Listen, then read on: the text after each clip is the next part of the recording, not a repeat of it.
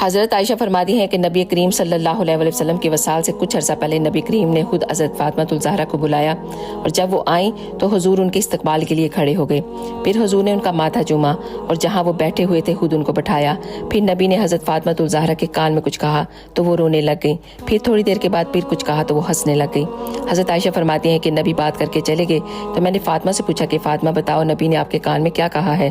تو انہوں نے کہا کہ یہ میرا اور میرے بابا کا راز ہے۔ تو پھر کچھ دن کے بعد نبی کے وصال ہو گیا۔ تو پھر حضرت عائشہ نے حضرت فاطمہ الزہرا سے پوچھا کہ فاطمہ وہ کیا راز تھا؟ تو حضرت فاطمہ الزہرا پھر رونے لگی اور کہنے لگی نبی نے مجھے بلایا اور فرمایا کہ اے فاطمہ میرے جانے کا وقت آ گیا ہے، اور میں رونے لگی، اور پھر فرمایا کہ تم پہلی ہوگی جو مجھ سے جنت میں آ کے ملو گی۔ تو پھر میں ہنسنے لگ گئی۔ پیارے نبی کی پیاری بیٹی آپ کی وصال کا سنا تو رونے لگ گئی، پھر جب اپنے وصال کا سنا تو ہنسنے لگ گئی۔ اللہ اکبر۔